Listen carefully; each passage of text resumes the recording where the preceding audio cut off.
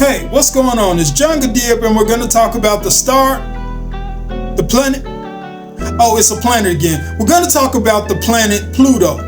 And so with Pluto, what you're dealing with here is issues of control. We're dealing with things that are deep down, that are transformative within us. When you look at Pluto in the chart, it can be a clashing energy. It can represent conflict.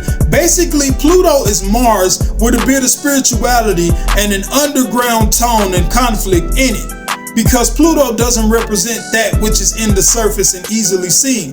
Pluto represents that which is deep down. It's kind of like Scorpio. If you ever dealt with Scorpio people, their energy is not always out to the forefront. Things with Scorpio tend to happen deeper where you can't see them. And the next thing you know, they're crying or they're angry. It is because deep down that change has started to finally manifest itself. And I'll tell you a short story. The reason why one of the things that was so profound to me about Pluto and dealing with Scorpio people is that I met one. And all throughout our relationship, certain things were said and I never noticed until that moment where I said something that was my opinion. And out of that transformation from what I said, came the ugly part of them that decided to have this conversation about being happy about black men dying.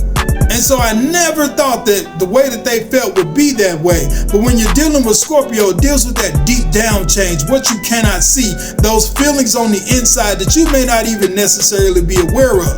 And it's funny that the further you get from your sun sign and your moon sign, we start talking about those things deep down that you might not necessarily see or be able to feel on the surface. It may be subconscious. It may be buried deep within you. And so Pluto deals with that. It deals with what's buried deep within you. It is also a generational planet, and it can deal with the generations of people because it's so far away and its orbit is so slow around the sun. But that main thing when you're dealing with that Pluto energy is you're dealing with that conflict. You're dealing with that fighter. But it's not as obvious as Mars. It's not as in your face as Mars. It is below the surface. It is what lurks in what is deep within you. And so with Pluto, you have to look closely to understand what's being said about what's within a person. And the chart can show you depending on the aspects to Pluto. And so we're going to get into aspects and houses very soon. Peace.